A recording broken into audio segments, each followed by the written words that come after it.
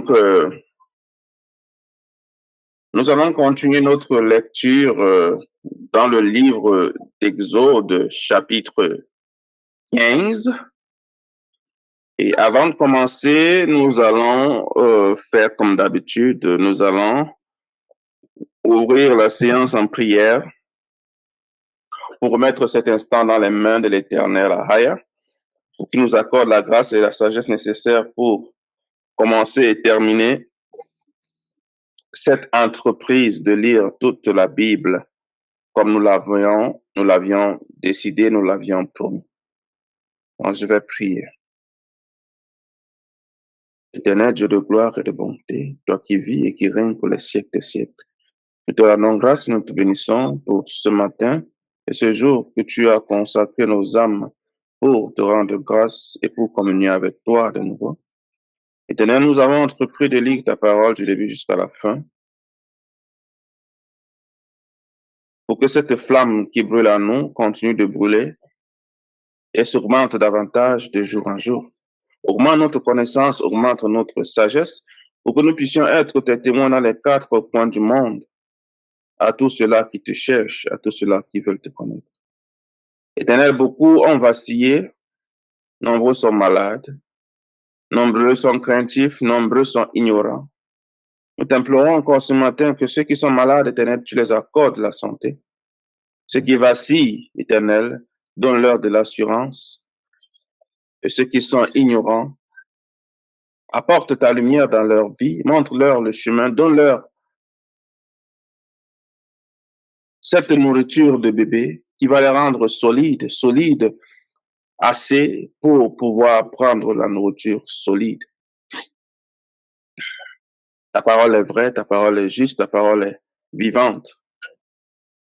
Que cette vie éternelle soit également en nous, pour que nous commettions des actes forts, puissants, saints, pour la gloire de ton royaume. Au nom de ton Fils Yeshua, Hamashiach, nous t'avons invoqué ce matin. Amen. Amen. Amen. Bien. Donc, je vais commencer à lire dans le livre de l'Exode, chapitre 15, et nous allons continuer. Bien. Un instant.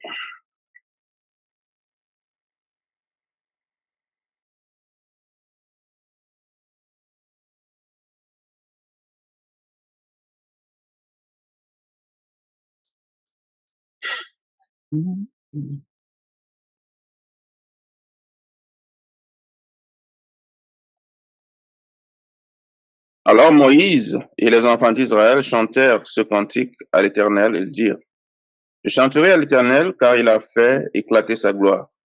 Il a précipité dans la mer le cheval et son cavalier. L'Éternel est ma force et le sujet de mes louanges. C'est lui qui m'a sauvé, il est mon Dieu. Je le célébrerai, il est le Dieu de mon Père, je l'exalterai. L'Éternel est un vaillant guerrier. L'Éternel est son nom. Il a lancé dans la mer les chars de Pharaon et son armée. Ses combattants d'élite ont été engloutis dans la mer Rouge. Les flots les ont couverts. Ils sont descendus au fond des eaux comme une pierre. Ta droite, ô Éternel, a signalé sa force. Ta droite, ô Éternel, a écrasé l'ennemi. Par la grandeur de ta majesté, tu renverses tes adversaires. Tu déchaînes ta colère. Elle les consume comme du chaume. Au souffle de tes narines, les eaux se sont amoncelées. Les courants se sont dressés comme une muraille. Les flots se sont durcis au milieu de la mer. L'ennemi disait: Je poursuivrai, j'atteindrai, je partagerai le butin. Ma vengeance sera assouvie, je tirerai l'épée, ma main les détruira. Tu as soufflé de ton haleine, la mer les a couverts. Ils se sont enfoncés comme du plomb dans la profondeur des eaux. Qui est comme toi parmi les dieux, ô Éternel? Qui est comme toi, magnifique, en sainteté, digne de louange, opérant des prodiges? Tu as étendu ta droite, la terre les a engloutis. Par ta miséricorde, tu as conduit, tu as délivré ce peuple. Par ta puissance, tu le diriges vers la demeure de ta sainteté. Les peuples l'apprennent et ils tremblent. La terreur s'empare des Philistins. Les chefs d'Édom s'épouvantent. Un tremblement saisit les guerriers de Moab.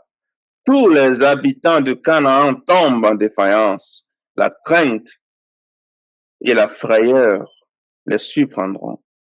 Par la grandeur de ton bras, ils deviendront miens comme une pierre, jusqu'à ce que ton peuple soit passé. Ô Éternel, jusqu'à ce qu'il soit passé, le peuple que tu as acquis. Tu les amèneras et tu les établiras sur la montagne de ton héritage, au lieu que tu as préparé pour ta demeure, ô Éternel, au sanctuaire, Seigneur, que tes mains ont fondé. Éternel régnera éternellement et à toujours, car les chevaux de Pharaon, ses chars et ses cavaliers sont enterrés dans la mer, et l'Éternel a ramené sur eux les eaux de la mer. Mais les enfants d'Israël ont marché à sec au milieu de la mer. Marie, la prophétesse, sœur d'Aaron, prit à sa main un tambourin et toutes les femmes vinrent après elle avec le tambourin et en dansant. Marie répondait aux enfants d'Israël, chantez à l'Éternel car il a fait éclater sa gloire. Il a précipité dans la mer le cheval et son cavalier. Moïse fit partie Israël de la mer Rouge. Ils prirent la direction du désert de Chour. Et après 3 journées de marche dans le désert, ils ne trouvèrent point d'eau.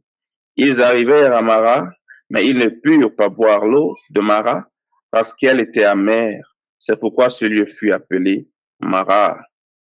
Le peuple murmura contre Moïse en disant, que boirons-nous? Moïse cria à l'Éternel. Et l'Éternel lui indiqua un bois qu'il jeta dans l'eau, et l'eau devint douce. Ce fut là que l'Éternel donna au peuple des lois et des ordonnances, et ce fut là qu'il le mit à l'épreuve. Il dit, si tu écoutes attentivement la voix de l'Éternel, ton Dieu, si tu fais ce qui est droit à ses yeux, si tu prêtes l'oreille à ses commandements, et si tu observes toutes ses lois, je ne te frapperai d'aucune des maladies dont j'ai frappé les Égyptiens, car je suis l'Éternel qui te guérit. Ils arrivèrent à Élim, où ils avaient 12 sources d'eau et 70 palmiers. Ils campèrent là, près de l'eau. Amen.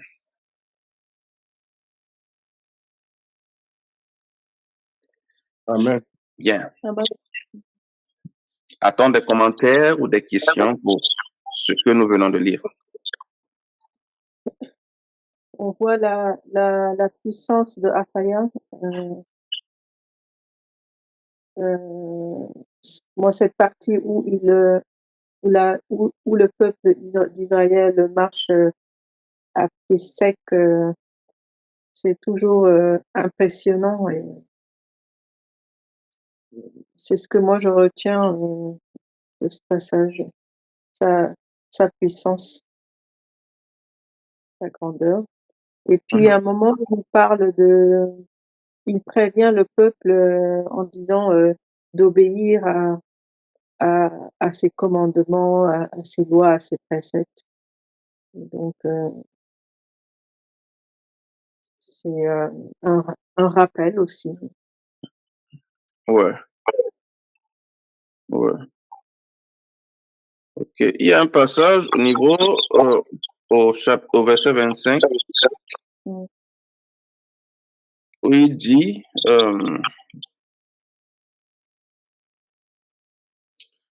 ce fut là que l'Éternel donna au peuple des lois et des ordonnances, et ce fut là qu'il le mit à l'épreuve.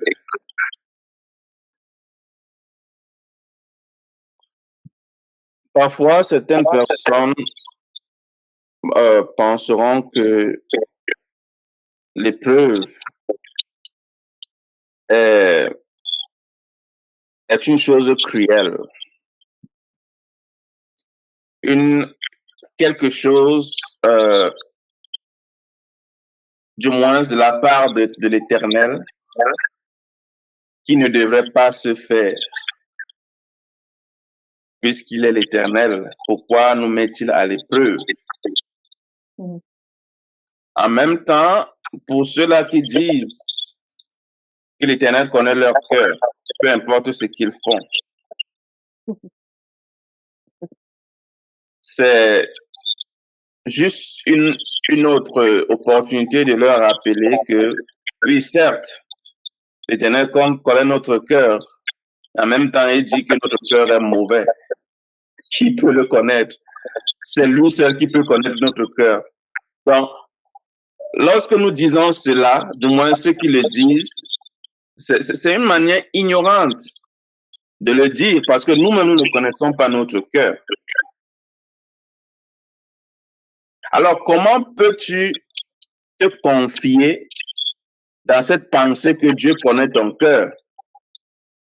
Mais lui te dit d'avance que ton cœur est mauvais. Mais tu t'obstines toujours à te confier à ce cœur-là qui est mauvais. Maintenant, Dieu lui dit, il connaît ton cœur, il est mauvais par-dessus toute chose. Mais c'est lui seul qui peut le transformer. Et cela se transforme par le renouvellement constant de notre pensée par rapport aux lois qu'il nous a confiées. Ce sont ces lois qui nous raffinent pour nous rendre conformes à la volonté de l'Éternel. Sans ce raffinage, notre cœur est mauvais. Parce qu'on peut être d'une façon le matin, à midi on est d'une autre façon, le soir nous sommes d'une autre façon. C'est comme ça que nous sommes, dépendamment des circonstances par lesquelles nous passons tous les jours. Nous sommes prompts à vaciller. Donc, nous ne sommes pas constants, du moins la plupart d'entre nous. Donc, l'Éternel dit encore, si lui, l'Éternel, il ne fait pas confiance à ses anges qui sont au ciel avec lui, combien de fois nous?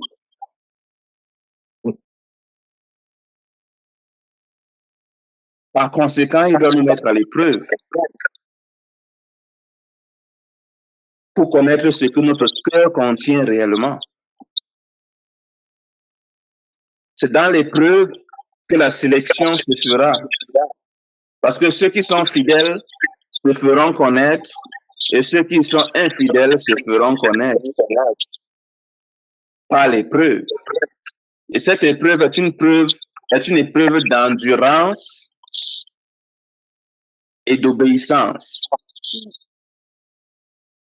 Ou alors d'obéissance dans l'endurance. Oui, c'est pas une course de vitesse, chers frères et sœurs, c'est une course de résistance. Pendant combien de temps peux-tu garder ta fidélité envers moi? Avec moi, l'Éternel. Donc, c'est ce que nous allons voir, cette épreuve d'obéissance dans l'endurance du peuple d'Israël que l'Éternel a choisi. Et c'est par les épreuves qu'ils vont passer que nous allons voir leur endurance dans l'obéissance. Donc, s'il n'y a plus de questions ou bien de commentaires, nous allons passer au prochain chapitre, qui est le chapitre 16.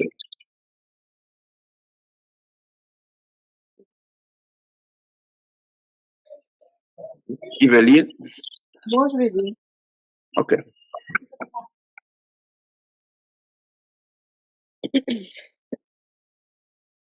Toute la communauté des Israélites partirent d'Élim. Ils arrivèrent au désert de Sin, qui est entre Élim et le Sinaï, le 15e jour du 2e mois à compter de leur sortie d'Égypte. Alors, toute la communauté des Israélites se mit à maugréer dans le désert contre Moïse et Aaron. Les Israélites leur dirent: « Ah, si nous étions morts de la main du Seigneur en Égypte, quand nous étions assis près des marmites de viande, quand nous mangions du pain à satiété. C'est pour faire mourir de faim toute cette assemblée que vous nous avez fait sortir dans ce désert. Le Seigneur dit à Moïse, je vais faire pleuvoir pour vous du pain depuis le ciel. Le peuple sortira pour en recueillir chaque jour la quantité nécessaire. Ainsi, je le mettrai à l'épreuve pour voir s'il suit ou non ma loi. Le 6e jour, lorsqu'ils prépareront ce qu'ils auront apporté, il y en aura 2 fois plus que ce qu'ils recueillent jour après jour. Moïse et Aaron dirent à tous les Israélites, ce soir, vous saurez que c'est le Seigneur qui vous a fait sortir d'Égypte. Et au matin, vous verrez la gloire du Seigneur, parce qu'il vous a entendu montrer contre le Seigneur. Nous, en effet, que sommes-nous pour que vous moqueriez contre nous? Moïse dit, le Seigneur vous donnera ce soir de la viande à manger et au matin du pain à satiété. Le Seigneur vous a entendu maugréer contre lui. Nous, en effet, que sommes-nous? Ce n'est pas contre nous que vous maugrez, c'est contre le Seigneur. Moïse dit à Aaron, dis à toute la communauté des Israélites, présentez-vous devant le Seigneur, car il vous a entendu maugréer. Tandis qu'Aaron parlait à toute la communauté des Israélites, ils se tournèrent vers le désert, et la gloire du Seigneur apparut dans la nuée. Le Seigneur dit à Moïse, j'ai entendu les Israélites maugréer.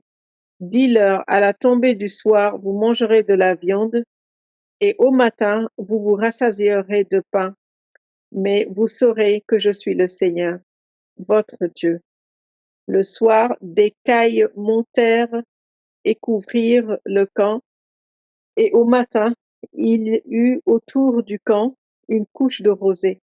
Quand cette couche de rosée se leva, le désert était recouvert de quelque chose de menu, le granuleux, quelque chose de menu comme le givre sur la terre. Les Israélites regardèrent et se dirent l'un à l'autre, qu'est-ce que c'est? Car ils ne savaient pas ce que c'était. Moïse leur dit, c'est le pain que le Seigneur vous donne à manger. Voici ce que le Seigneur a ordonné, que chacun en recueille ce dont il a besoin, un homère par tête selon le nombre de personnes à nourrir. Chacun en prendra pour ceux qui sont dans sa tente. Les Israélites firent ainsi, ils en recueillirent les uns plus, les autres moins.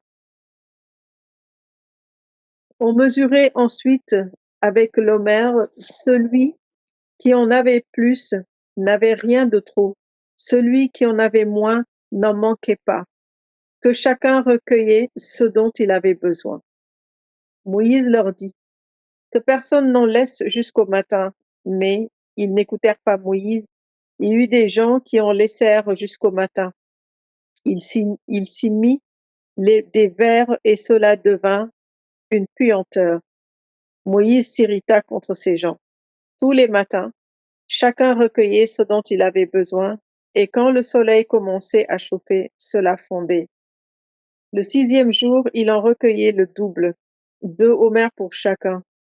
Tous les princes de la communauté vinrent le dire à Moïse. Moïse leur répondit, c'est ce que le Seigneur a dit. Demain, c'est un repos sabbatique, un sabbat consacré au Seigneur. Faites cuire ce que vous avez à faire cuire, faites bouillir ce que vous avez à faire bouillir, et tout le surplus, laissez-le en réserve jusqu'au matin. Ils le laissèrent jusqu'au matin, comme Moïse l'avait ordonné. Cela ne devint pas une puanteur, et on n'y trouva pas des vers. Moïse dit, mangez-le aujourd'hui, car aujourd'hui c'est un sabbat pour le Seigneur. Aujourd'hui vous n'en trouverez pas dans la campagne. Pendant 6 jours vous en recueillerez, mais le 7e jour c'est le sabbat. Il n'y en aura pas. Le 7e jour, des gens sortirent pour en recueillir, mais ils n'en trouvèrent pas.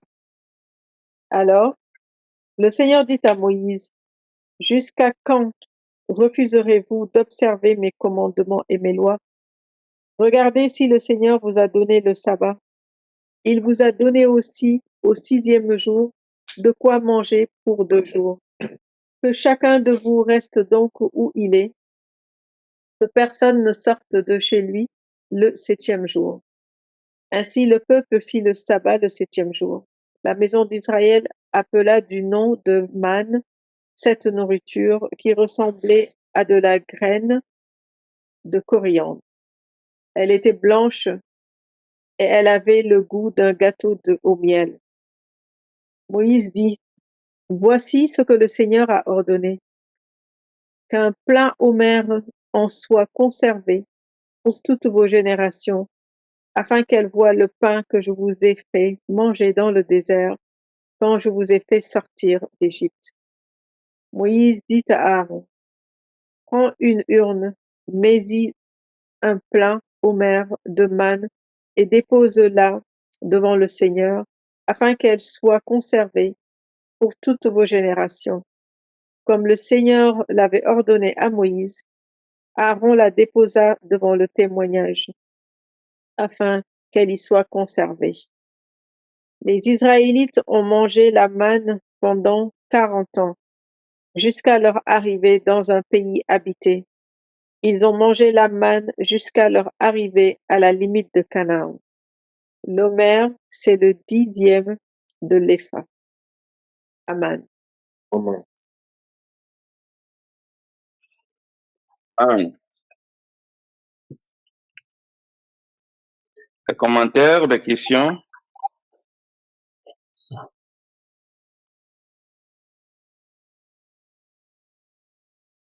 Manger la même nourriture pendant 40 ans, ça doit être terrible quand même. Hein?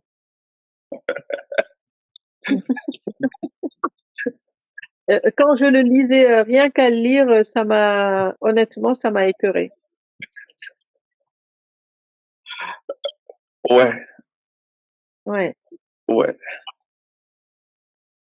Ça rejoint ce que nous avons dit tout à l'heure. L'endurance dans l'obéissance. L'endurance, c'est vraiment de l'endurance. Ah oui, vraiment. Parce que c'est tout ce qui est dans la bouche de l'homme qui est pour lui. Retire un homme sa subsistance et tu verras sa vraie nature.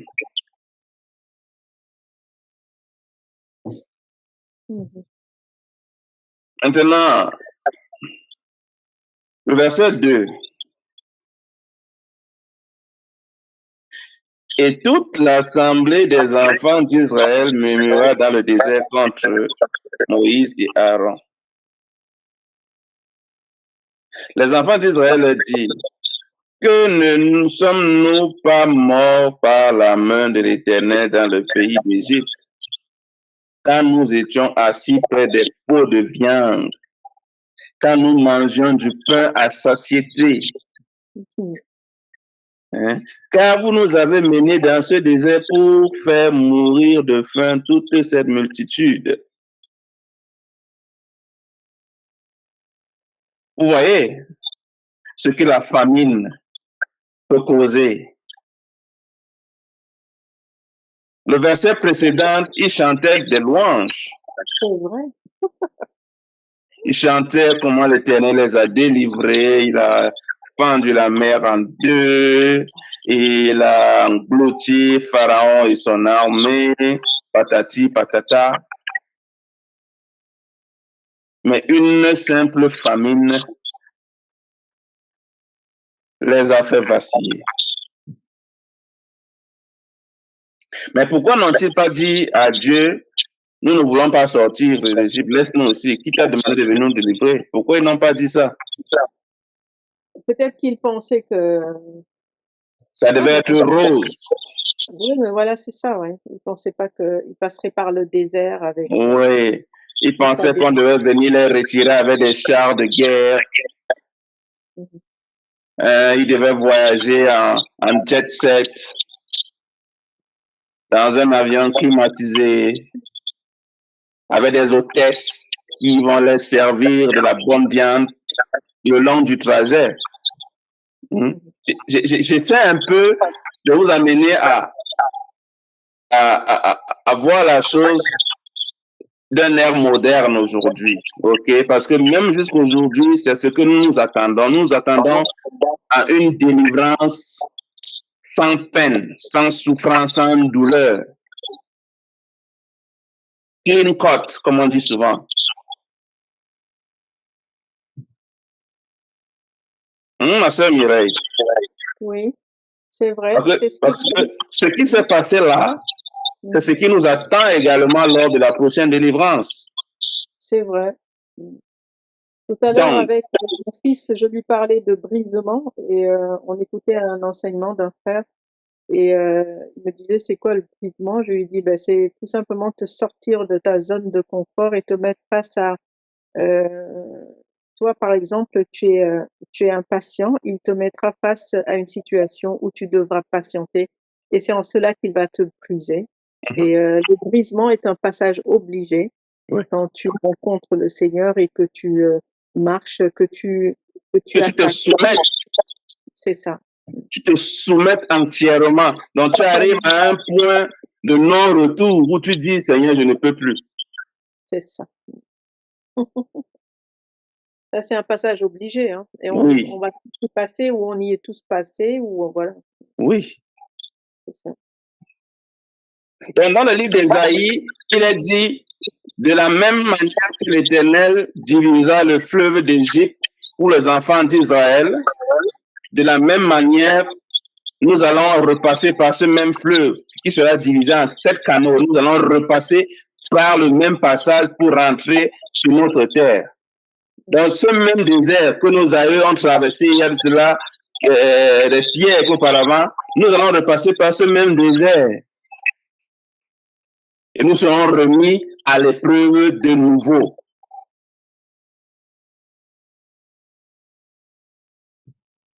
Donc, si aujourd'hui nous nous attendons à être enlevés dans les cieux, nous allons voler comme Superman, nous allons nous amener, je ne sais pas où.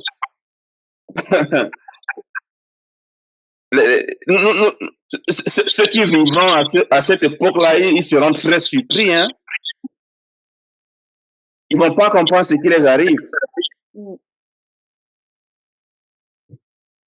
Donc, un peuple qui se libère connaît la valeur de sa liberté. Mais un peuple qu'on libère, il ne connaît pas. Donc, c'est soit nous nous libérons maintenant par la pensée, par notre corps charnel, à nous habituer au commandement de l'Éternel, à nous soumettre complètement, pour que lorsque le moment de la délivrance viendra, nous sachions exactement ce qui nous attend. Parce qu'il n'y a rien de nouveau sous le soleil. On voit les gars qui demandent la mort parce qu'ils ont faim. OK? Bon, je ne peux pas m'imaginer dans quelle extrême situation ils étaient. J'imagine que c'était extrême. Je ne peux pas connaître comment je vais me comporter que lorsque je serai dans la même situation. Mais je pense que chacun de nous est passé par un désert à un moment donné. Et il y en a d'autres qui passent par le désert chaque jour de leur vie. C'est de la manière dont chacun traverse son désert qui détermine sa position à la fin. Si tu as passé ton temps à murmurer dans le désert, tu vas parcourir ce désert pendant 40 ans. Okay. Jusqu'au jour où tu vas te soumettre. Maintenant, si tu as parcouru ce désert en te soumettant à tout ce que l'Éternel te commande de faire, peut-être qu'au lieu de 40 ans, tu vas le faire en 1 an. Peut-être en 11 jours, peut-être en 12 jours, peut-être en 5 ans.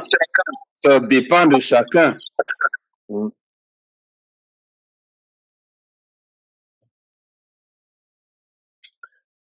Un autre passage. Ils disent qu'ils ont faim, maintenant on leur donne la nourriture.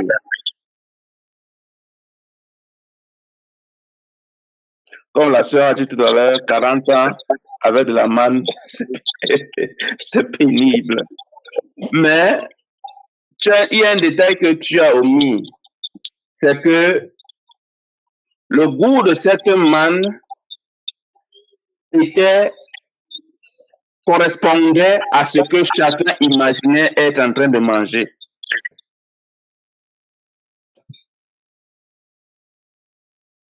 Ça veut dire, si tu voulais manger de la viande, cette manne aurait un goût de viande dans ta bouche.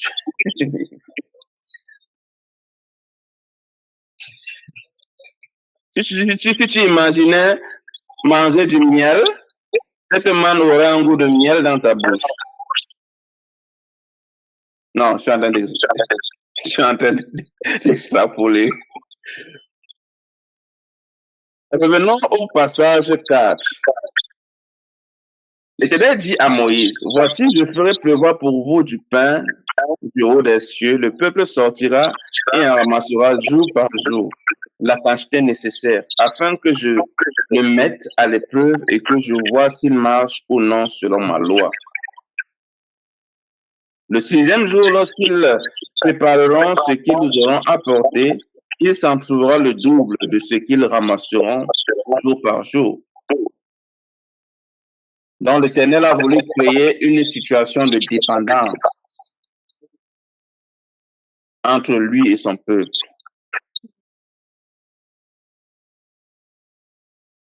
Une situation où tout ce que son peuple a besoin, il doit demander. Pour faire quoi? Afin de les mettre à l'épreuve et que je vois s'ils marchent ou non selon ma loi.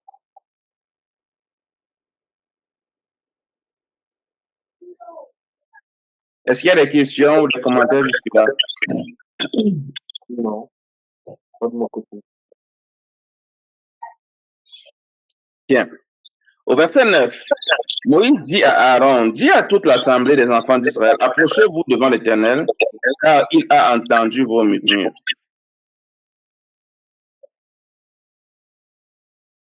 Ils avaient trop mangé de manne.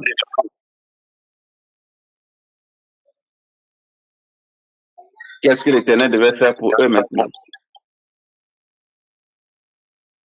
Dans le passage suivant, on va nous parler des cailles. Les cailles qui sont un peu, ce sont des oiseaux migrateurs. Bon, j'en ai pas encore mangé, je ne sais pas à quoi ça ressemble ou à quoi ça...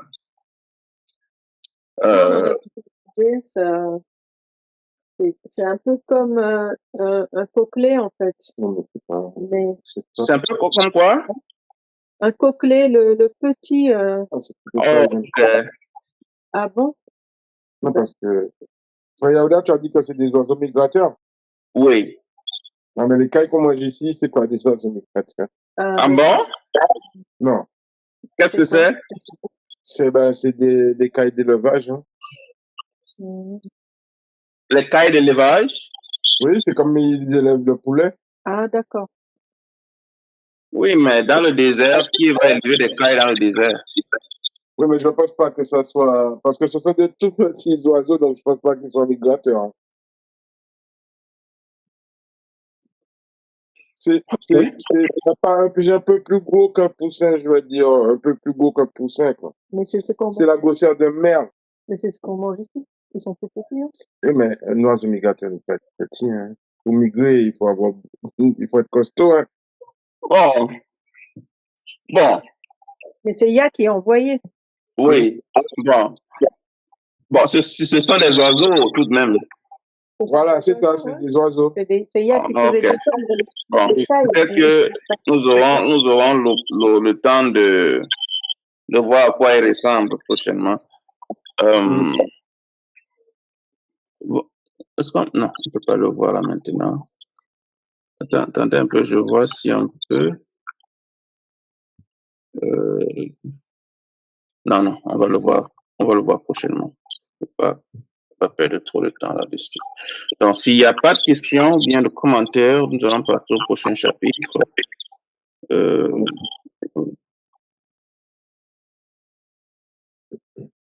Donc, chapitre 17. Mireille, tu veux lire? Je viens de lire. Oh, désolé, c'est le frère Marc. Oui. Mhm. Chapitre 17 du livre d'Exode.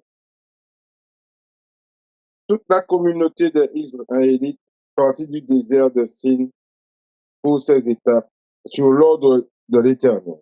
Ils campèrent à Réphidim, mais il n'y avait pas d'eau à boire pour le peuple. Alors le peuple chercha querelle à Moïse. Ils dirent, donnez-nous de l'eau à boire. Moïse leur répondit, pourquoi me cherchez-vous querelle? Pourquoi provoquez-vous l'Éternel? Là, le peuple avait soif, le peuple maugréait contre Moïse. Il disait, pourquoi donc nous as-tu fait monter d'Égypte? Si tu nous fais mourir de soif, moi, mes fils et mes troupeaux. Moïse cria vers l'Éternel, que dois-je faire pour ce peuple? Encore un peu, et ils me lapideront. Mais l'Éternel dit à Moïse, passe devant le peuple et prends avec toi des anciens d'Israël. Prends aussi ton bâton avec lequel tu as frappé le Nil et tu t'avanceras. Quant à moi, je me tiens là, devant toi, sous le rocher en Horeb. Tu frapperas le rocher, il en sortira de l'eau, et le peuple boira. Moïse fit ainsi sous les yeux des anciens d'Israël. Il appela ce lieu du nom de Massa, qui veut dire provocation, et Mériba, qui veut dire querelle. Parce que les Israélites avaient cherché querelle et parce qu'ils avaient provoqué l'Éternel en disant, l'Éternel est-il parmi nous ou non? À Réphidim, Amalek vint faire la guerre à Israël. Alors Moïse dit à Josué, choisis-nous des hommes, sors et combat Amalek. Demain, je me tiendrai sur le sommet de la colline, le bâton de Dieu à la main. Josué fit ce que Moïse lui avait dit pour combattre Amalek. Moïse, Aaron et Our montèrent au sommet de la colline. Lorsque Moïse élevait sa main, Israël était le plus fort. Lorsqu'il reposait sa main, Amalek était le plus fort. Comme les mains de Moïse se faisaient lourdes, il prit une pierre qu'il placèrent sous lui, et il s'assit dessus. Aaron et Our soutenaient ses mains, l'un d'un côté, l'autre de l'autre. Ainsi,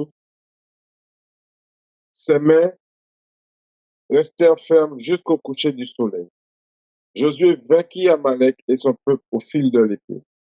Le Seigneur dit à Moïse, écris cela dans le livre pour qu'on s'en souvienne, et dis bien à Josué que j'effacerai le souvenir d'Amalek de dessous le ciel.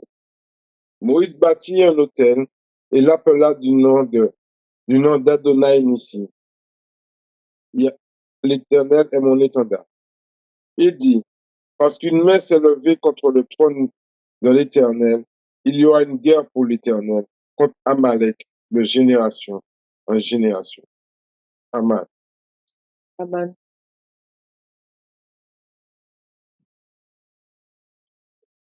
Wow.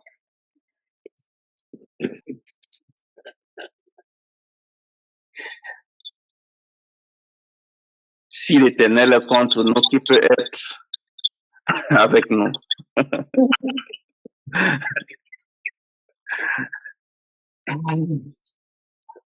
Vous imaginez, vous sortez pour aller au travail et quelqu'un vous croise dans la rue et vous promet que je vais effacer ta trace de la face de la terre. Imaginez le traumatisme que ça va créer en vous. Et selon vous, Amalek, sachant cela, qu'est-ce qu'il va faire?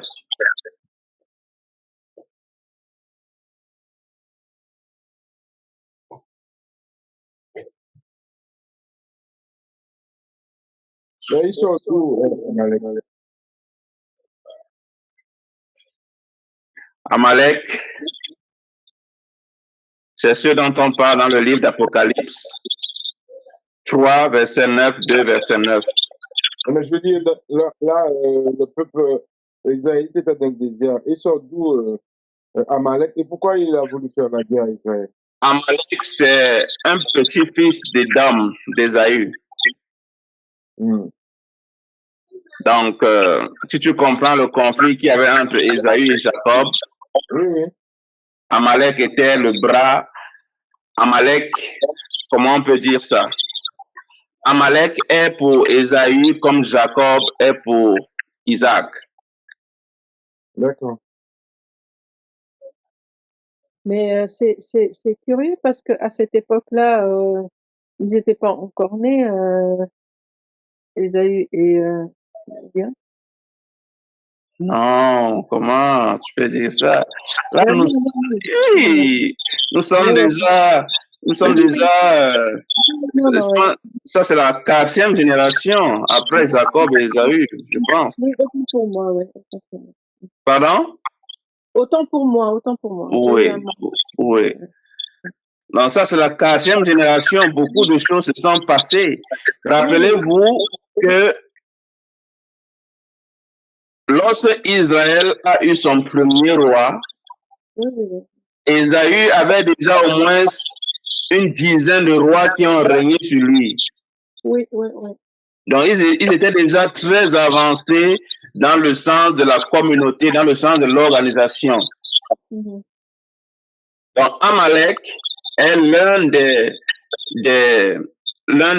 parce que les rois à Édom étaient appelés les ducs. Ok. Amalek était l'un des ducs, ou alors l'un des chefs d'Édom.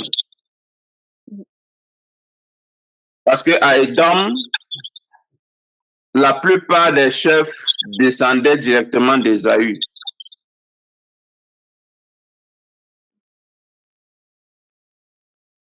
Donc, Amalek était le plus belliqueux d'entre eux envers les fils d'Israël. Ou alors est le plus belliqueux parce qu'il est toujours là. Oui, il y a un du verset, il y aura guerre pour l'Éternel avec les humains. Oui. Donc, ça, c'est encore un autre rappel pour dire à ceux qui pensent que Dieu aime tout le monde que c'est faux. OK? Dieu n'aime pas tout le monde.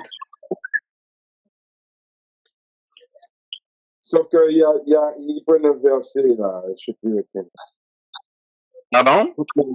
Toute nation, toute machin. Jean 3, 16. Ah ouais. Bon, ça c'est... Jean 3, 16 et il y en a d'autres aussi. Oui. Bon. Il y a ni juif ni grec. Voilà, c'est ça. Oui, il n'y a ni juif ni grec et tout. Bon, ça c'est des compréhensions qui naissent de la mauvaise compréhension de toute façon. Lorsqu'on y sera, nous allons mieux développer cela.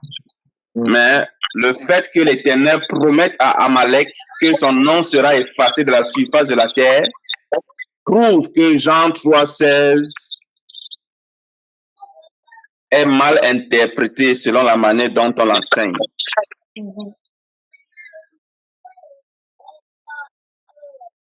Et la raison pour laquelle Amalek sera régné à la surface de la terre, c'est parce qu'ils n'ont pas voulu aider les fils d'Israël lorsqu'ils voulaient passer par leur territoire pour aller chez eux.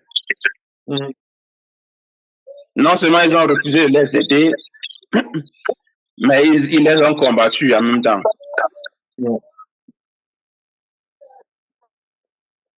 Bien.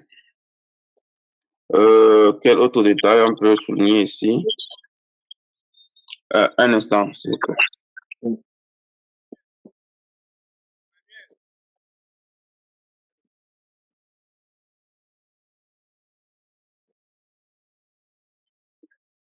Bien. Bon, je pense que c'est tout, hein, à moins que j'ai oublié quelque chose.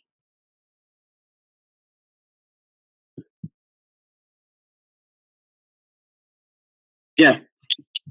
Nous allons continuer au chapitre 18.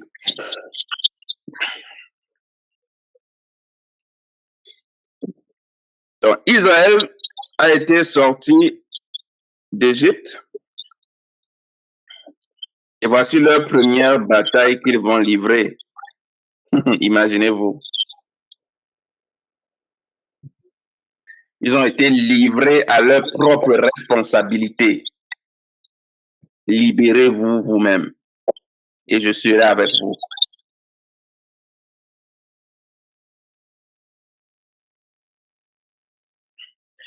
Chapitre 18. Jéthro, sacrificateur de Madian, beau-père de Moïse. Coupez votre micro, s'il vous plaît.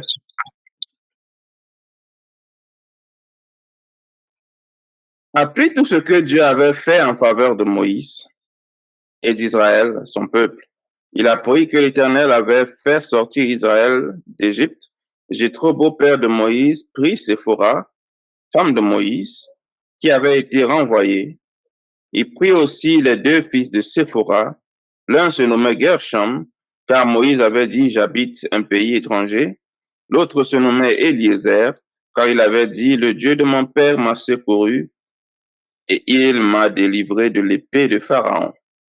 Jéthro, beau-père de Moïse, avec les fils et la femme de Moïse, vint au désert où il campait, à la montagne de Dieu.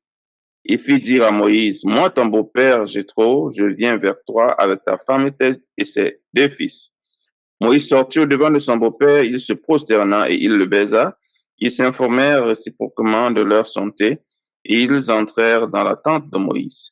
Moïse raconta à son beau-père tout ce que l'Éternel avait fait à Pharaon et à l'Égypte, à cause d'Israël, toutes les souffrances qui leur étaient survenues en chemin et comme l'Éternel les avait délivrés. Jéthro se réjouit de tout le bien que l'Éternel avait fait à Israël et de ce qu'il l'avait délivré de la main des Égyptiens. Jéthro dit, béni soit l'Éternel qui vous a délivré de la main des Égyptiens et de la main de Pharaon, qui a délivré le peuple de la main des Égyptiens. Je reconnais maintenant que l'Éternel est plus grand que tous les dieux, car la méchanceté des Égyptiens est retombée sur eux. Jéthro, beau-père de Moïse, offrit à Dieu un holocauste et des sacrifices. Aaron et tous les anciens d'Israël vinrent participer au repas avec le beau-père de Moïse en présence de Dieu. Le lendemain, Moïse s'assit pour juger le peuple, et le peuple se tint devant lui depuis le matin jusqu'au soir. Le beau-père de Moïse vit tout ce qu'il faisait pour le peuple, et il dit, que fais-tu là avec ce peuple? Pourquoi sièges-tu seul, et tout le peuple se tient-il devant toi depuis le matin jusqu'au soir? Moïse répondit à son beau-père, c'est que le peuple vient à moi pour consulter Dieu. Quand ils ont quelques affaires, ils viennent à moi, je prononce entre eux et je fais connaître les ordonnances de Dieu et ses lois. Le beau-père de Moïse lui dit, ce que tu fais n'est pas bien. Tu t'épuiseras toi-même et tu épuiseras ce peuple et qui est avec toi, car la chose est au-dessus de tes forces. Tu ne pourras pas y suffire seul. Maintenant, écoute ma voix, je vais te donner un conseil et que Dieu soit avec toi. Sois l'interprète du peuple auprès de Dieu et porte les affaires devant Dieu. Enseigne-leur les ordonnances et les lois et fais-leur connaître le chemin qu'ils doivent suivre et ce qu'ils doivent faire. Choisis parmi tout le peuple des hommes capables, craignant Dieu, des hommes intègres, ennemis de la cupidité, établis-les sur eux comme chefs de 1000, chefs de 100, chefs de 50 et chefs de 10. Qu'ils jugent le peuple en tout temps, qu'ils portent devant toi toutes les affaires importantes et qu'ils prononcent eux-mêmes sur les petites causes. Allège ta charge et qu'ils la portent avec toi. Si tu fais cela et que Dieu te donne des ordres, tu pourras y suffire et tout ce peuple parviendra heureusement à sa destination. Moïse écouta la voix de son père, de son beau-père et fit ce qu'il avait dit.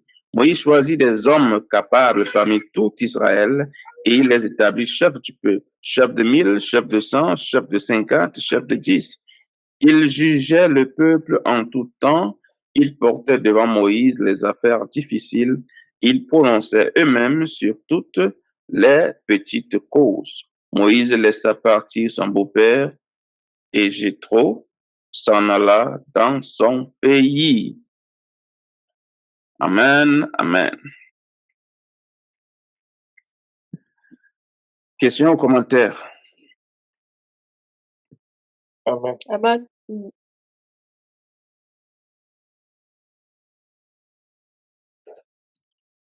Question ou commentaire? Non, il n'y a pas. C'est pas trop compliqué à comprendre. Le beau-père de Moïse, il n'était pas israélite. Oui. Et c'est quand même étonnant, c'est lui qui le conseille, il lui donne il lui donne un bon conseil en fait. Enfin, je ne sais pas si c'est un bon conseil. Si.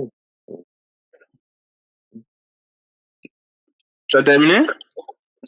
Comment? Oui, Allô? oui, Tu as terminé? oui. En fait, je m'étonne parce que n'étant pas israélite, enfin, il n'avait pas l'esprit. Parce que je pense que a mis son esprit que sur les Israélites, c'est bien ça, non? Finis ta question, je vais te répondre. Je trouve étonnant que ce soit un homme d'une autre nation qui va conseiller Moïse concernant le peuple de Yahvé. Voilà. Ok, c'est bien que tu fasses cette remarque. J'allais aussi renchérir là-dessus. Il est vrai que l'Éternel a mis son esprit sur Israël. Mais cela n'exclut pas qu'un individu d'un autre peuple qui le connaît et qui veut le servir n'ait pas le même esprit. Moi, je crois pas ça, frère. Ok? Tu pourras peut-être m'éclairer là-dessus? Non, mais parce que quand je lis la parole, je vois qu'il met son esprit que sur Israël. Ça ne veut pas dire que l'étranger est voué au truc éternel, est voué à la destruction. Mais il est, moi, ce que je lis et ce que je comprends, il met son esprit que sur Israël. Après, l'étranger, il a bien sûr sa part à condition qu'il accepte, voilà, l'alliance, qu'il accepte l'alliance, qu'il accepte, qu'il marche. Je sors du sujet. Tu dis? Qu'il marche selon les préceptes, les lois et les commandements, il a sa part. Mais l'esprit en lui-même, l'esprit du créé, lui, de Yah, ce que je comprends, il le met que dans que sur les enfants d'Israël. C'est ce que Ok. moi je comprends. Ok, restons sur ce point un instant.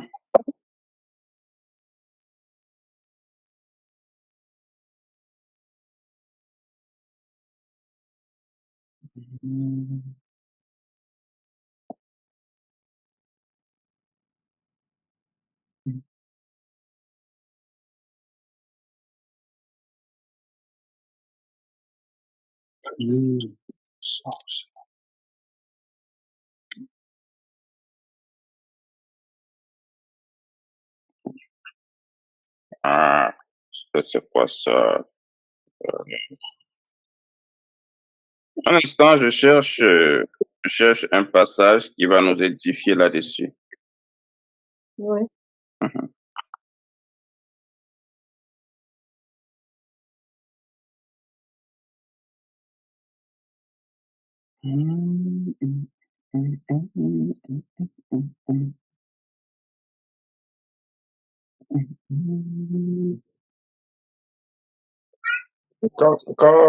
Juste une petite parenthèse, quand Abraham était avec Sarai et qu'il a dit au pharaon que c'est sa sœur, que c'est pas sa femme, c'est sa sœur. C'est l'esprit qui a créé le pharaon pour lui dire que Abraham avait menti.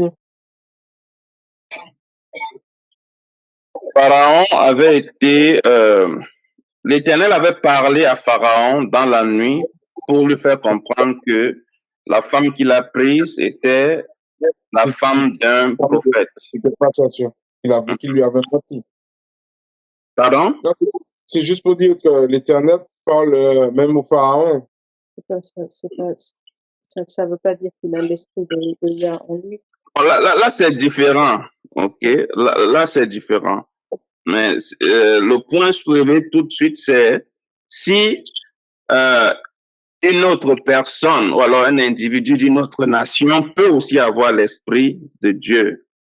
C'est ça, c'est le thème qui est soulevé là maintenant. Mm. C'est ça? Oui, c'est ça. Oui. Voilà. Un instant. Ça, c'est parce que Dieu fait pour lui donner un conseil. Il ne faut pas vous donner un conseil à quelqu'un.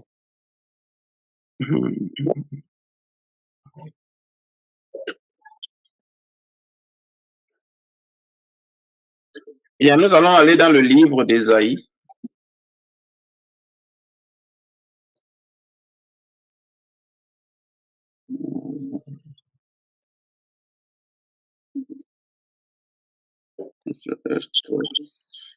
Ésaïe chapitre 14, verset 1.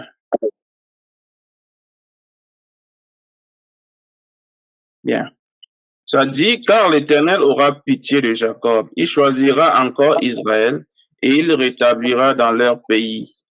Les étrangers se joindront à eux et ils s'uniront à la maison de Jacob. Mhm. Les peuples les prendront et les ramèneront à leur demeure, et la maison d'Israël les possédera dans le pays de l'Éternel comme serviteurs et comme servantes. Ils leur retiendront captifs ceux qui les avaient fait captifs et ils domineront sur leurs oppresseurs. Ici, c'est juste pour te montrer, c'est pas encore fini, hein, Mhm. qu'il y aura des étrangers qui seront attachés à nous. Okay? Oui. Mhm. Ils n'auront pas certes le même standing que nous, mais ils seront parmi nous. Je cherchais ce passage ce matin d'ailleurs. Voilà. Et ils ne peuvent pas être parmi nous avec un esprit différent de nous. Ça, c'est un point que je voudrais soulever. Maintenant, nous allons continuer au chapitre 56 du même livre.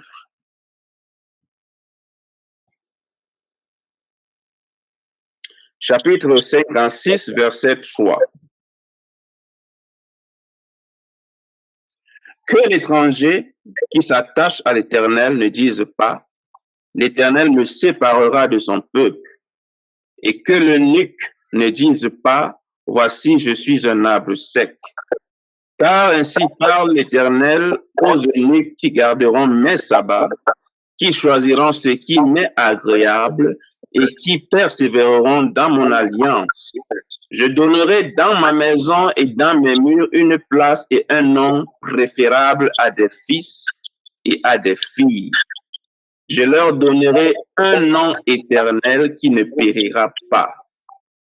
Et les étrangers qui s'attacheront à l'Éternel pour le servir, pour aimer le nom de l'Éternel, pour être ses serviteurs, tous ceux qui garderont le sabbat pour ne point le profaner et qui persévéreront dans mon alliance, je les amènerai sur ma montagne sainte et je les réjouirai dans ma maison de prière.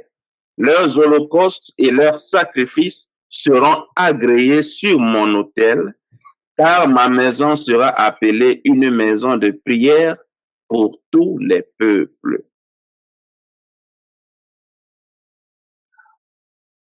Le Seigneur, l'Éternel, parle, lui qui rassemble les exilés d'Israël, je réunirai d'autres peuples à lui, aux siens déjà rassemblés.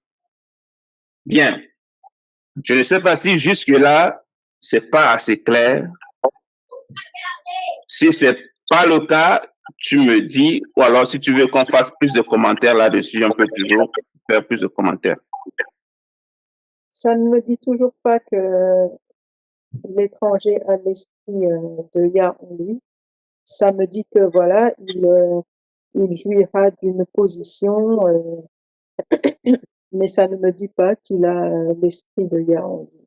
C'est quoi avoir l'esprit selon toi? Parce qu'il il peut pas dire un truc et son contraire. Il a dit dans, je ne sais plus c'est dans quel passage. Moi, je l'ai lu toute seule et j'en ai été convaincue toute seule quand je le lisais. Ce passage où il dit que il n'a mis son esprit que sur les enfants d'Israël. Je ne suis pas en train de te contredire, sœur Mireille. Mhm. Je voudrais juste que nous parvenions à une compréhension selon laquelle c'est quoi avoir l'esprit? À Ben, quoi nous l'esprit sert sacré, d'avoir l'esprit? l'esprit sacré, l'esprit du Père en nous, Mhm. que les chrétiens appellent le Saint-Esprit. OK. Mm. Mais est-ce que quelqu'un peut garder le commandement de l'Éternel s'il n'a pas l'esprit de l'Éternel? Mais on a tous, à la naissance, à la base, on a tous l'esprit sacré en nous. Après, avec le péché qui est arrivé, le péché a caché en fait cet esprit sacré, d'où justement la venue de Yashaya pour engloutir ce péché et laisser libre accès à laisser libre expression à l'esprit sacré en nous. C'est ce que moi je comprends. Et quand tu dis tous, le tous là, ça inclut qui? C'est les enfants, les Bani Yasharala, les enfants d'Israël. OK. Mm. C'est ce que moi je comprends. Donc, selon toi, les étrangers qui vivront ou alors qui ont vécu parmi nous n'avaient pas cet esprit. Non. Mais comment gardaient-ils le commandement de Dieu s'ils n'avaient pas cet esprit? Je ne sais pas. OK. Je ne sais pas. Je peux pas te forcer à avoir ma compréhension, mais tout ce que je peux dire, c'est consacre encore plus de temps là-dessus D'accord. et on espère que l'Éternel te convaincra. Ouais. Parce que s'il y a deux esprits qui règnent dans un endroit, il y aura conflit. Moi, je ne le vois pas comme ça, deux esprits. L'esprit, il ne peut pas y avoir de conflit parce qu'il va se soumettre à l'esprit de Yah. Il se soumet. Il ne peut pas y avoir de conflit. La soumission inclut quoi? Comment je peux dire ça? Lorsqu'il va se soumettre, ça veut dire qu'il sera sous l'emprise de quel esprit? Il sera sous l'emprise de l'esprit dominante. C'est ça, n'est-ce pas? Donc, si c'est l'esprit de l'Éternel qui est dominant, ça veut dire qu'ils seront influencés par l'esprit de l'Éternel. Probablement. Donc, je ne suis pas en train de dire que ils seront prophètes, ils seront enseignants, ils seront tout ce qui a trait au service. C'est pas ce que je suis en train de dire. Okay? Parce que ce n'est pas tous ceux qui ont l'esprit qui sont prophètes, ou bien enseignants, ou bien qui exercent des miracles. OK? Mais toujours est-il qu'il faut qu'ils soient dans le même esprit que nous pour être avec nous. Parce que les mêmes lois qui vont s'appliquer sur nous s'appliqueront également sur eux. Donc, s'ils ne sont pas dans le même esprit, d'office, ils seront mis à mort, entre parenthèses.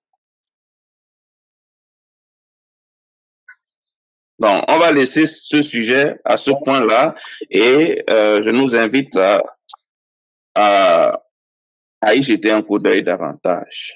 Nous allons entrer dans le livre d'Exode. Au chapitre 18, c'est ça? Oui. Donc, ici, le beau-père de Moïse, qui n'est pas un Israélite, qui est un fils de Madian qui est un descendant de Couche,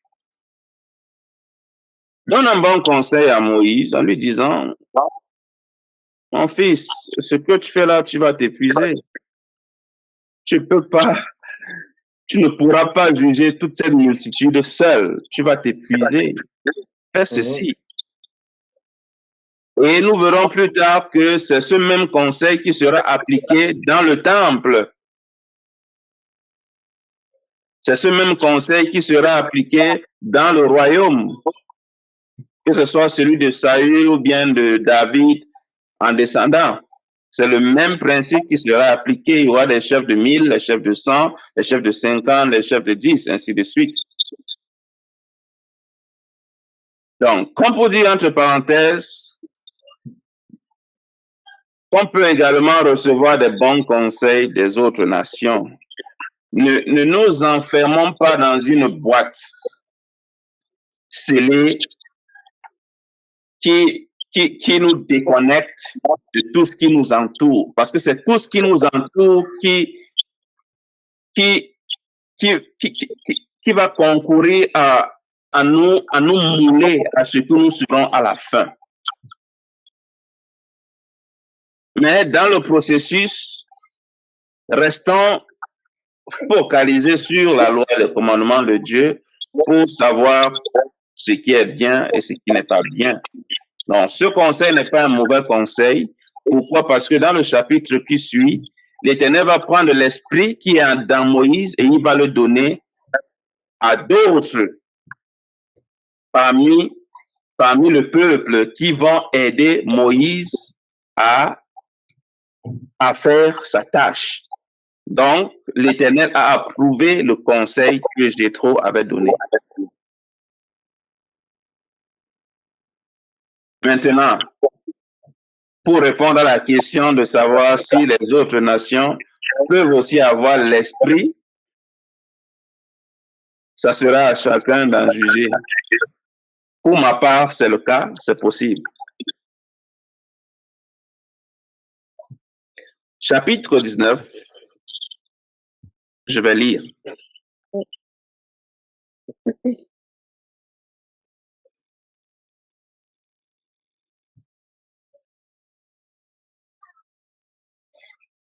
Le troisième mois après leur sortie du pays d'Égypte, les enfants d'Israël arrivèrent ce jour-là au désert du Sinaï. Étant partis de Raphidim, ils arrivèrent au désert de Sinaï et ils campèrent dans le désert. Israël campa là, vis-à-vis de la montagne. Moïse monta vers l'Éternel. L'Éternel l'appela du haut de la montagne en disant, « Tu parleras ainsi à la maison de Jacob et tu diras aux enfants d'Israël, vous avez vu ce que j'ai fait à l'Égypte et comment je vous ai porté sur les ailes d'aigle et amené vers moi. Maintenant, si vous écoutez ma voix et si vous gardez mon alliance, vous m'appartiendrez entre tous les peuples, car toute la terre est à moi. Vous serez pour moi un royaume de sacrificateurs et une nation sainte. Voilà les paroles que tu diras aux enfants d'Israël. » Moïse vint appeler les anciens du peuple et il mit devant eux toutes ces paroles, comme l'Éternel le lui avait ordonné. Le peuple tout entier répondit, « Nous ferons tout ce que l'Éternel a dit. » Moïse rapporta les paroles du peuple à l'Éternel et l'Éternel dit à Moïse, « Voici, je viendrai vers toi dans une épaisse nuée afin que le peuple entende quand je te parlerai et qu'il ait toujours confiance en toi. » Moïse rapporta les paroles du peuple à l'Éternel et l'Éternel dit à Moïse, « Va vers le peuple, sanctifie-les aujourd'hui et demain, qu'ils lavent leurs vêtements, qu'ils soient prêts pour le troisième jour. Car le troisième jour, l'Éternel descendra aux yeux de tout le peuple sur la montagne de Sinaï. Tu fixeras au peuple des limites tout alentour et tu diras, gardez-vous de monter sur la montagne ou d'en toucher le bord. Quiconque touchera la montagne sera puni de mort. On ne mettra pas la main sur lui, mais on le lapidera ou on le percera de flèches. Animal ou homme, il ne vivra point. Quand la trompette sonnera, ils s'avanceront près de la montagne. Moïse descendit de la montagne vers le peuple, il sanctifia le peuple et ils lavèrent leurs vêtements. Il dit au peuple, soyez prêts dans 3 jours, ne vous approchez d'aucune femme. Le troisième jour, au moment, il eut des tonnerres, des éclairs et une épaisse nuée. Sur la montagne, le son de la trompette retentit fortement, et tout le peuple qui était dans le camp fut saisi d'épouvante. Moïse fit sortir le peuple du camp à la rencontre de Dieu, et ils se placèrent au bas de la montagne. La montagne de Sinaï était toute enfumée parce que l'Éternel y était descendu. Au milieu du feu, cette fumée s'élevait comme la fumée d'une fournaise, et toute la montagne tremblait avec violence. Le son de la trompette retentissait de plus en plus fortement. Moïse parlait et Dieu lui répondait à haute voix. Ainsi l'Éternel descendit sur la montagne de Sinaï, sur le sommet de la montagne. L'Éternel appela Moïse sur le sommet de la montagne et Moïse monta. L'Éternel dit à Moïse, descends, fais au peuple la défense expresse de se précipiter vers l'Éternel pour regarder, de peur qu'un grand nombre d'entre eux ne périssent. Que les sacrificateurs qui s'approchent de l'Éternel se sanctifient aussi, de peur que l'Éternel ne les frappe de mort. Moïse dit à l'Éternel, le peuple ne pourra pas monter sur la montagne de Sinaï, car tu nous en as fait la défense expresse, en disant, fixe des limites autour de la montagne et sanctifie-la. L'Éternel lui dit, va, descends, tu monteras ensuite avec Aaron, mais que les sacrificateurs et le peuple ne se précipitent point pour monter vers l'Éternel, de peur qu'il ne les frappe de mort. Moïse descendit vers le peuple et lui dit ces choses. Amen. Amen. Amen. OK. Donc, tout à l'heure, Jéthro a conseillé à Moïse d'enseigner les commandements et les lois au peuple pour que le peuple l'aide à porter ce fardeau et que chacun sache quelle est la volonté de l'Éternel. Voici donc l'Éternel qui s'apprête à parler à son peuple. Après 3 jours de purification et de sanctification, il va les parler. Est-ce qu'il y a des commentaires, bien des questions? Moi, juste un commentaire. À un moment, il dit, Moïse, Dieu parlait avec Moïse, mais pour un livre, par exemple, pour les écrits sacrés, il faut qu'il y ait personne qui relatait au moins un petit mot de la conversation avec lui, de ce moment-là, quoi. C'était juste une petite parenthèse, hein. Je n'ai pas bien compris. Je dis, je trouve dommage qu'il y ait personne qui n'ait pas eu d'écrit sur la conversation que Dieu a eu avec, qu'il a eu avec Moïse. Je ne sais pas comment je vais répondre à l'autre là, mais... Non, c'est pas une question, mon frère. C'est pas une question. Je comprends. Je trouve ça dommage aussi. Je cherche pas à comprendre, c'était juste un commentaire, quoi. Je me dis ouais. Parce que le peuple avec lui.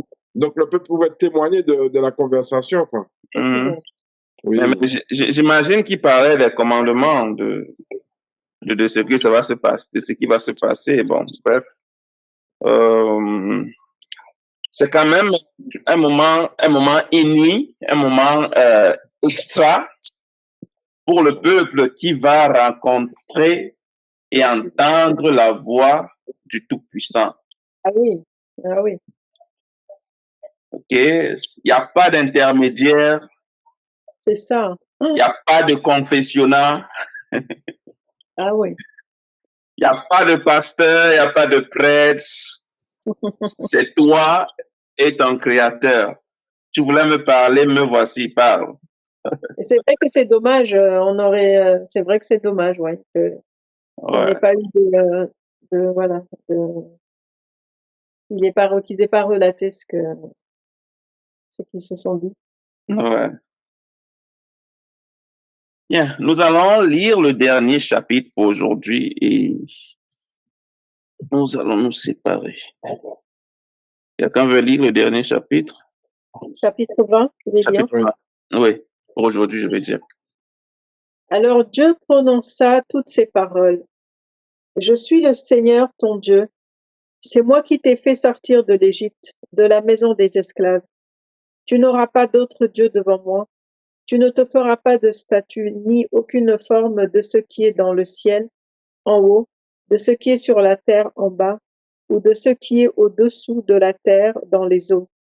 Tu ne te prosterneras pas devant ces choses-là, et tu ne les serviras pas, car moi, le Seigneur, ton Dieu, je suis un Dieu à la passion jalouse, qui fait rendre des comptes aux fils pour la faute des pères jusqu'à la 3e et la 4e génération de ceux qui me détestent, mais qui agit avec fidélité jusqu'à la 1000e génération envers ceux qui m'aiment et qui observent mes commandements. Tu n'invoqueras pas le nom du Seigneur ton Dieu pour tromper. Le Seigneur ne tiendra pas pour innocent celui qui invoquera son nom pour tromper. Souviens-toi du sabbat pour en faire un jour sacré. Pendant 6 jours tu travailleras et tu feras tout ton ouvrage. Mais le 7e jour, c'est un sabbat pour le Seigneur ton Dieu. Tu ne feras aucun travail, ni toi, ni ton fils, ni ta fille, ni ton serviteur, ni ta servante, ni tes bêtes, ni les immigrés qui sont dans tes villes. Car en 6 jours, le Seigneur a fait le ciel, la terre, la mer et tout ce qui s'y trouve, et il s'est reposé le 7e jour. C'est pourquoi le Seigneur a béni le sabbat et en a fait un jour sacré. Honore ton père et ta mère, afin que tes jours se prolongent sur la terre que le Seigneur ton Dieu te donne. Tu ne commettras pas de meurtre, tu ne commettras pas d'adultère, tu ne commettras pas de vol, tu ne porteras pas de faux témoignages contre ton prochain. Tu ne convoiteras pas la maison de ton prochain, tu ne convoiteras pas la femme de ton prochain, ni ton serviteur, ni sa servante, ni son bœuf, ni son âne, ni rien de ce qui appartient à ton prochain. Tout le peuple voyait les coups de tonnerre, les éclairs, le son de la trompe. La montagne fut monte. Le peuple vit, ils tremblèrent et se tinrent à distance. Ils dirent à Moïse, parle-nous toi-même et nous écouterons, mais que Dieu ne nous parle pas, de peur que nous ne mourions. Moïse dit au peuple, n'ayez pas peur, c'est pour vous mettre à l'épreuve que Dieu est venu. C'est pour que vous ayez la crainte de lui, afin que vous ne péchiez pas. Le peuple se tenait à distance, mais Moïse s'approcha de l'obscurité épaisse où était Dieu. Le Seigneur dit à Moïse, tu parleras ainsi aux Israélites. Vous avez vu ce que je vous ai parlé depuis le ciel. Vous ne ferez pas à côté de moi de dieu d'argent ni de dieu d'or. Vous n'en ferez pas pour vous.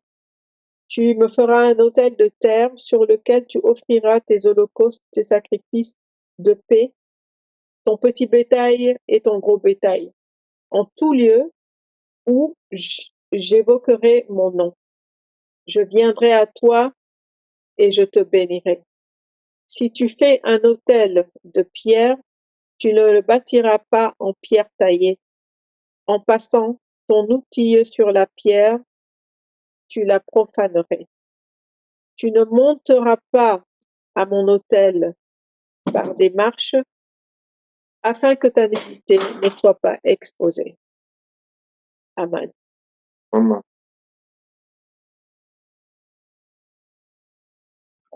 Amen. Commentaires, questions? Il peut être un Dieu terrible comme il peut être un Dieu d'amour parce que il dit qu'il fait, il fait payer aux enfants jusqu'à la 4e génération les erreurs des pères et de la même manière qu'il bénit jusqu'à la 1000e génération ceux qui auront gardé son alliance. Ouais. Donc, autant il est amour, mais autant il peut être terrible aussi. Pour faire payer à des enfants, en fait, les erreurs des pères. Ouais. Donc, d'où notre marche, nous devons veiller vraiment dans la Et comment le mot que tu avais utilisé au début là, c'était la résistance. L'endurance dans la résistance, dans la persévérance.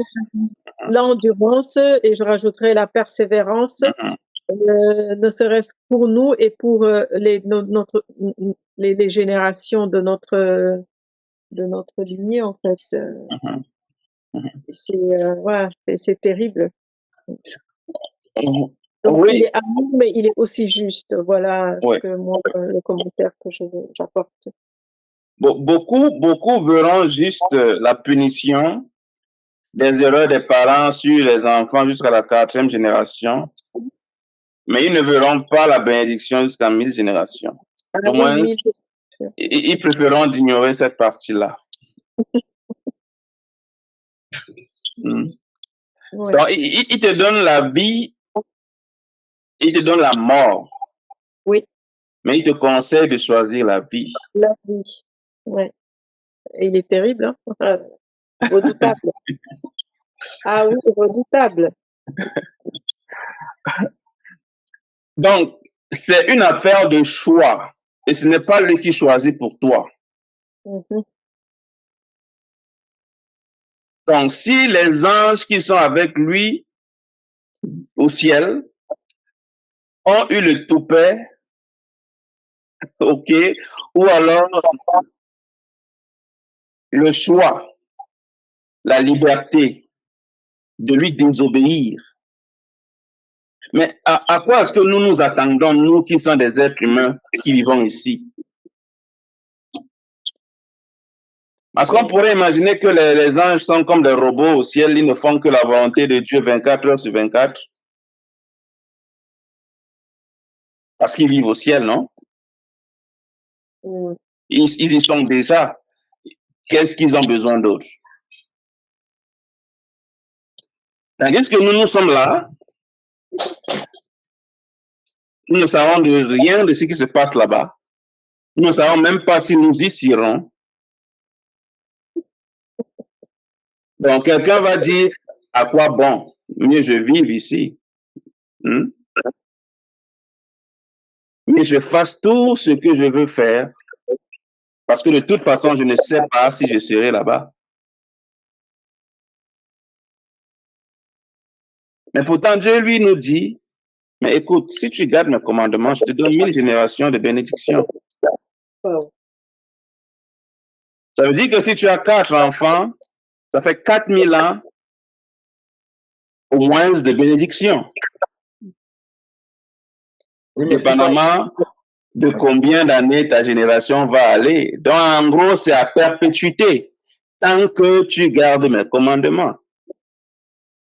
Parce que 1000 ans, ce n'est pas 100 ans. Donc, le chapitre 20 nous donne un petit esquisse, je dirais, de la fondation ou alors du résumé de tous les commandements de l'Éternel. Parce qu'il ne se résume pas juste à ceci, il y en a d'autres. Ok, les chapitres suivants, ou les livres suivants, entreront de plus en plus dans les détails de tous ces commandements. Mais rien qu'à la vue de ceci, si notre société dans laquelle nous vivons aujourd'hui respectait cela, rien qu'avec ceci, le petit, je pense que nous serons une meilleure société. Mais bon, chacun sait ce qu'il veut, chacun a ses choix. Nous sommes libres, nous avons le libre arbitre. Mais l'Éternel dit, ce n'est pas tout ce qui est. Nous sommes libres de tout faire, mais tout n'est pas utile. C'est ça. Et chacun recevra selon ses œuvres. Ouais. Chacun recevra selon ses œuvres. Bien. Un dernier rappel et nous allons nous quitter au verset 8. Souviens-toi. du jour du repos pour le sanctifier. Souviens-toi du jour du repos pour le sanctifier. Tu travailleras 6 jours et tu feras tout ton ouvrage.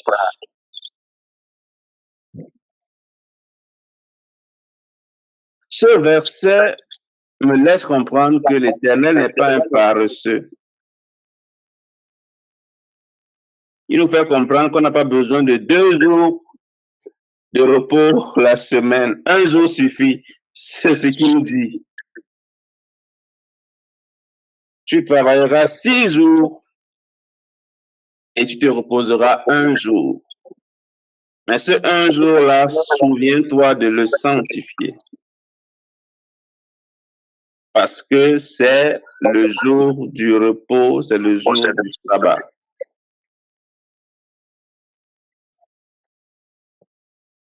Bien. Vous voulez ajouter autre chose? D'autres commentaires? D'autres questions?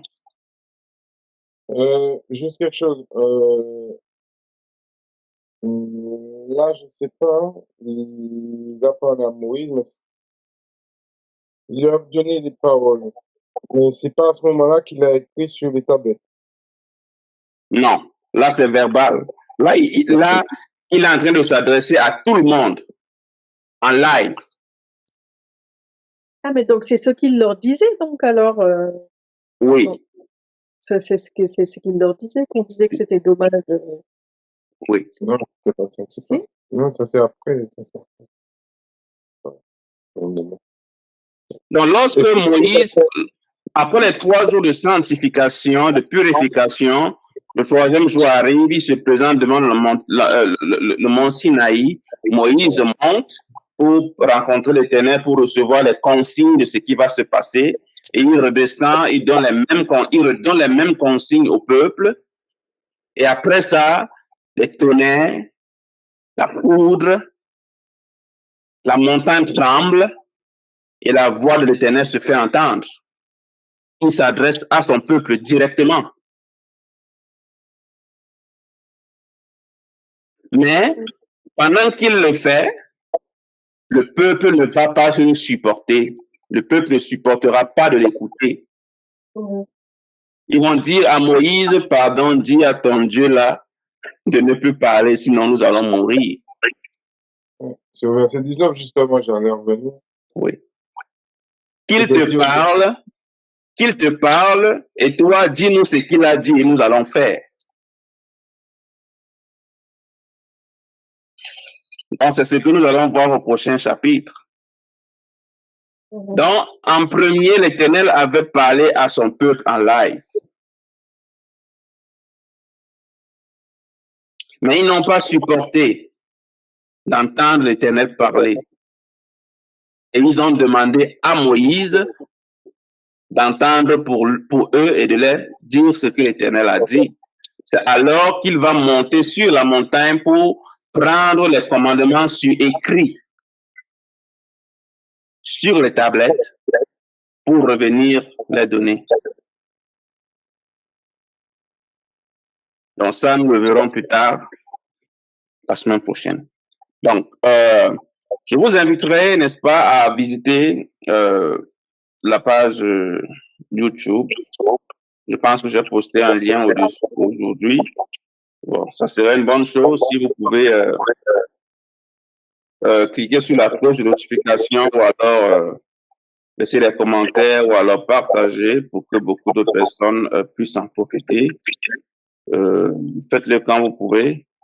Et donc, toutes les séances que nous avions eues jusqu'à aujourd'hui sont disponibles, à l'exception de 2, en plus de celles-ci, qui seront postées plus tard. Mais toutes les autres sont disponibles.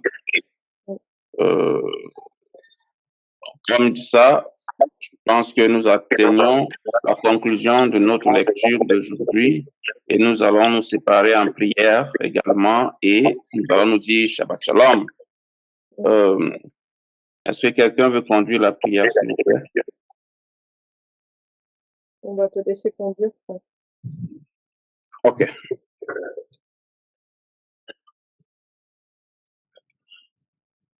Merci éternel, Père de gloire et de bonté, tu as qui vis et qui règne au siècle des siècles. Tu nous as rendu la grâce encore ce matin de communier ta parole, de recevoir l'entendement que tu permets et de nous permettre d'exercer cela dans nos vies. Éternel, nous ne voulons pas être des serviteurs oublieux, des apprenants qui ne cessent d'apprendre mais qui n'atteignent pas la perfection. Permets-nous de régner tout ce que nous apprenons pour que nous puissions également le transmettre à notre génération après nous. Soit la force de nos bras, la santé de nos membres et le souffle de nos vies. Que la promesse que tu as faite à nos pères, Abraham, Isaac et Jacob, demeure sur nous et sur les nôtres. Et ceux qui sont malades parmi nous reçoivent la guérison au nom de ton Fils Yahshua HaMashiach. Nous t'avons prié. Amen. Amen. À nous revoir à tantôt, parce que le temps maintenant, il semble être très court. Donc, on va dire Shabbat Shalom et à très bientôt. Au revoir. Au revoir.